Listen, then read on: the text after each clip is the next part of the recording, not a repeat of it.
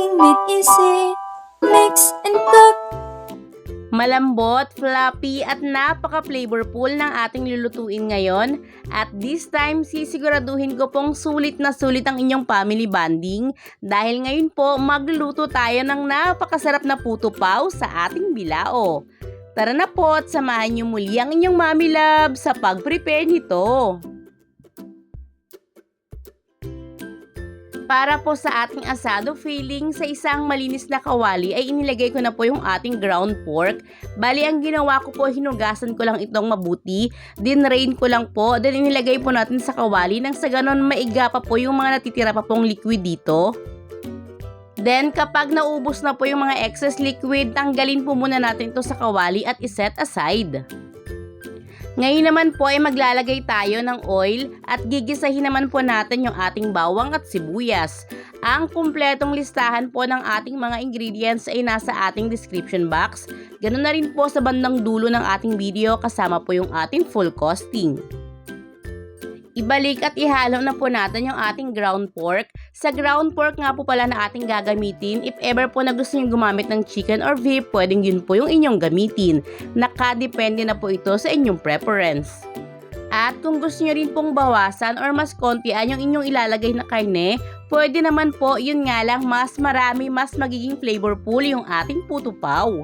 Ilagay na rin po natin yung ating dahon ng laurel, yung ating star anise na magbibigay ng authentic na lasa at amoy dito po sa ating asado filling.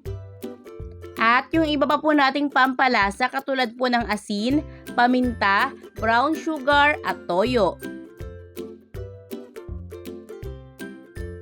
Maglalagay rin po tayo rito ng kaunting tubig, then haluin po natin itong mabuti at tatakpan. Once na ito po ay kumulo na, ilalagay na po natin yung ating slurry. Yung ating slurry po ay composed lang naman ng 1/8 cup ng cornstarch na tinunaw rin po natin sa 1/8 cup ng tubig. Bali, ang pinaka-purpose lang po nito ay mas palaputin pa po yung ating asado filling para mas madali rin po natin itong mailagay sa ating puto butter mamaya. Pakuluin pa po natin ito ng mga 2 to 3 minutes, tikman, then kapag nakuha na po natin yung right consistency, patayin na po natin yung apoy sa ating kalan. Palamigin at iset aside po muna natin. Gawin po muna natin ngayon yung ating puto butter. Sa isang malinis na mixing bowl ay ilagay po natin yung ating all-purpose flour. Dito po ay pwede rin tayong gumamit ng cake flour. Sa pagsasala po sa ating harina, bukod sa matatanggal na po natin dito yung buo-buo, if ever po na may napasama ritong hindi harina, matatanggal po agad natin. Ihalo na po natin ngayon yung ating asukal at powdered milk. Ganun na rin po yung ating baking powder at kaunting asin. Ilagay na rin po natin yung ating gagamiting itlog. Ang size nga po nito ay large size. At ngayon ang gagamitin ko po ay oil. Kung gusto niyo pong gumamit ng butter or margarine, pwede rin naman po. Kasing dami lang po ng oil na inilagay ko, yung inyong ilalagay rin. At ihalo na rin po natin yung ating gagamiting tubig. Simpleng proseso lang po, i-mix lang po natin itong mabuti, pero make sure po na huwag natin itong haluin ng sobrang bilis, nang sa ganon hindi po ito makapag-create ng maraming bubbles. Then kapag napansin ninyo na marami pa po itong lumps or buo-buo, pwede nyo pong salain yung ating puto butter. Ang kailangan po kasi nating ma-achieve ay smooth consistency ng ating puto butter.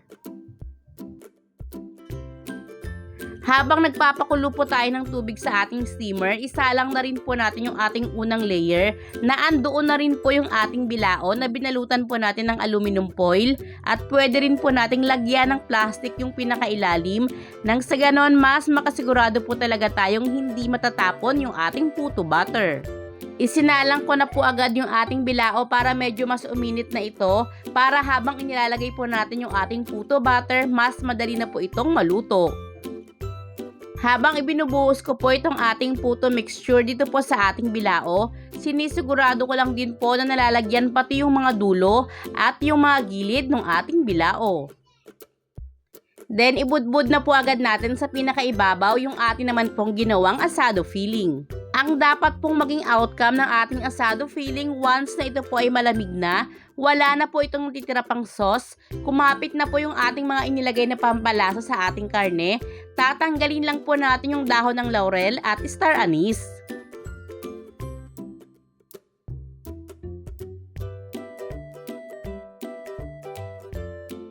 Once na nailagay na po natin lahat yung ating asado filling, takpan po agad natin ito. Then lulutuin po natin ito ng 25 minutes over high heat.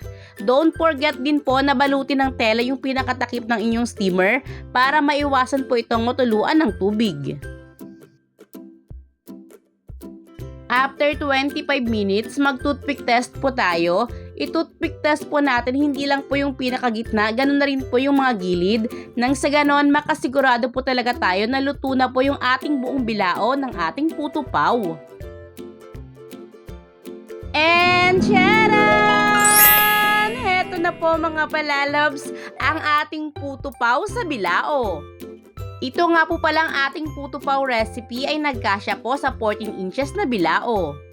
Napakabango po dito sa aming tahanan ngayon at hindi naman po sa pagmamalaki. Alam niyo po ba na itong asado filling ay lapit na lapit ang amoy at lasa doon po sa asado filling ng asado siopaw ng Henlin.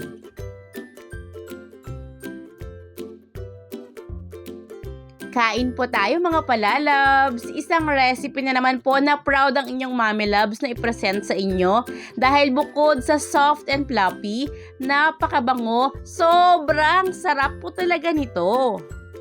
Ito yung recipe na napakadali lang i-prepare, napakadali lang hanapin sa mga palengke yung ating mga ingredients, pero napakasarap at napakaganda po ng outcome. Sa mga may requested recipe, don't hesitate to comment down below. Lahat po ng inyong mga comments ay ako po mismo ang nagbabasa at nagre-reply. Sana po ay muli ako nakapagbahagi sa inyo kahit kaunting kaalaman. Ngayon naman po ay alamin na natin ang ating full costing.